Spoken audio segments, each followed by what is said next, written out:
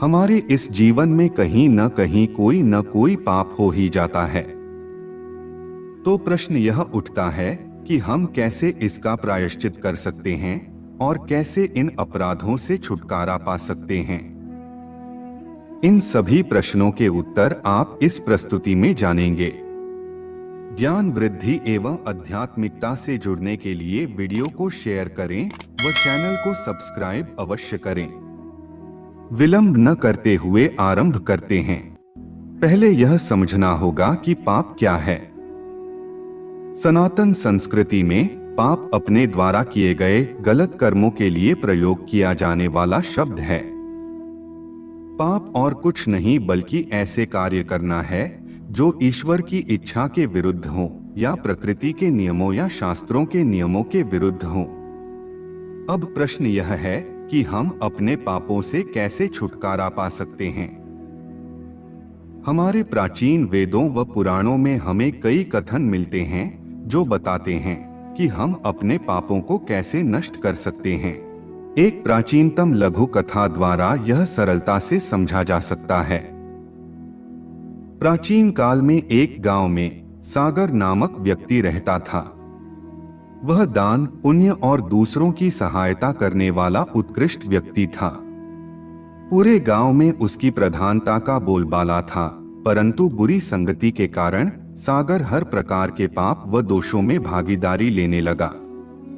वह मांसाहार, मदिरापान, वेश्यावृत्ति, जानवरों का शिकार करना आदि जैसे कई प्रकार के कुमार्गों पर चलकर अपने जीवन को नष्ट करने लगा। तभी उनके गांव में साधुओं का आगमन हुआ और उन्होंने गांव के एक व्यक्ति से पूछा कि हम किसके घर पर जाकर भोजन ग्रहण कर सकते हैं। उस व्यक्ति ने उन्हें सागर के पास भेज दिया। सागर के घर जाने के उपरांत साधुजन देखते हैं कि यहाँ तो दो मृग मृत अवस्था में पड़े हैं और इस व्यक्ति की वेशभूषा भी अत्यंत गंदी है। यह सब देखकर साधुओं ने बड़े क्रोध से कहा कि ओ महापापी मानुष, तू अपने जीवन को क्यों नष्ट कर रहा है?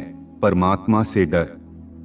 उनका क्रोध देखकर सागर ने उनसे क्षमा मांगी और कहा कि हे साधुओं, मैं दोषी हूँ, मैं महापापी हूँ। मुझे पता है कि जिस मार्ग पर मैं चल रहा हूँ उस पर मुझे विनाश के सिवा कुछ नहीं मिलेगा, परंतु पाप के इस गहरे दलदल से बाहर निकलना सरल नहीं है। आप कृपया मुझे उचित मार्ग प्रदान करें।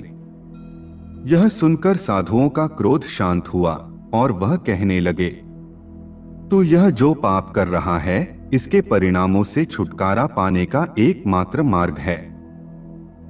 फिर सागर ने कहा, क्या प्रभु, तुम अपने इन सभी कुमार्गों को छोड़कर भगवान की भक्ति करो और नित्य उनके भजन में ही जीवन व्यतीत करो। प्रभु, यह सब मुझसे नहीं होगा, यह सब मेरे लिए कठिन है। फिर साधु ने कहा कि अगर तुमसे भगवान की भक्ति और भजन नहीं होता तो इसका एक और उपाय है। तुम्हारी पत्नी गर्भवती है, इससे तुम्हें जो बेटा होगा तुम उसका नाम नारायण रखना। संपूर्ण जीवन अपने बेटे को नारायण नारायण पुकारने से ही तुम्हारा जीवन सफल हो जाएगा और तुम्हारे सभी पाप नष्ट हो जाएंगे। इस कथा का स्पष्ट निष्कर्ष यह है कि सागर अपने पुत्र को जब भी पुकारेगा तभी वह भगवान का भी स्मरण करेगा, इससे उसका जीवन सफल हो जाएगा। नारायण नाम की महिमा अपरंपार है। अगर कोई व्यक्ति अपने अंतिम समय में इन 4 अक्षरों का उच्चारण करता है तो उसे प्रभु की प्राप्ति होती है और वह अपने हर पाप से मुक्त हो जाता है। जो चोरी करता है, शराब पीता है, मित्र से द्रोह करता है, जो ब्रह्मघाती है, जो गुरु पत्नीगामी है, नीच व्यक्तियों का संग करने वाला है, जो स्त्री की हत्या करने वाला है, राजा की हत्या करने वाला है, पिता की हत्या करने वाला है, गौ माता की हत्या करने वाला है और भी कई तरह के बड़े से बड़े पापों का नाश करने के लिए एकमात्र भगवान नाम है। जो हरि नाम का उच्चारण करते हैं, कृष्ण नाम का उच्चारण करते हैं, राम नाम का उच्चारण करते हैं और नारायण नाम का उच्चारण करते हैं, वह सभी पापों से मुक्त हो जाते हैं। समस्त पापों का प्रायश्चित एकमात्र यही है। किसी भी बहाने से भगवान नाम उच्चारण कर लिया जाए तो वह व्यक्ति परम पवित्र हो जाता है। हे गरुड़, धर्मराज मुझे अति प्रिय है और जो पापी और निर्दयी होते हैं उनके लिए वही यमराज हैं। यमराज स्वयं अपने दूतों से कहते हैं कि अगर किसी व्यक्ति के गले में तुलसी माला है, जीभा पर मेरे स्वामी श्री हरि का नाम है, उन्हें तुम किसी भी तरह की पीड़ा नहीं दोगे और उनका आदर भी करोगे, उन्हें लाने की बात तो दूर, तुम उनकी तरफ देखोगे भी नहीं। जिन व्यक्तियों ने भगवान नाम का उच्चारण नहीं किया, जिसने अपने चित्त से कभी भगवान का चिंतन नहीं किया, जिसने एक बार भी प्रभु को प्रणाम नहीं किया और जिसने भगवत लीला और कथा कभी नहीं सुनी, उन्हें तुम मेरे समक्ष ला सकते हो।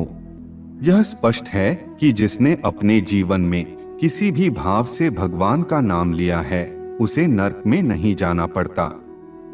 स्वयं यमराज, श्रीमद् भगवत गीता और अन्य महापुराण इस बात के साक्षी हैं। भगवान नाम उच्चारण मात्र से ही सारे पापों का प्रायश्चित हो जाएगा। श्री हरि की कृपा से उसे न तो यहाँ मृत्युलोक में पापों का फल भोगना पड़ेगा और न नरक जाना पड़ेगा। इसमें ना ही कोई धन लगता है और ना ही इसमें कोई नियम है। आप बिना नहाए किसी भी समय या किसी भी स्थान पर नाम जाप कर सकते हैं। दर्शक बंधुओं, हम आशा करते हैं कि जानकारी अच्छी लगी होगी। वीडियो को एक लाइक करें एवं कमेंट में जय श्री कृष्ण अवश्य लिखें। धन्यवाद।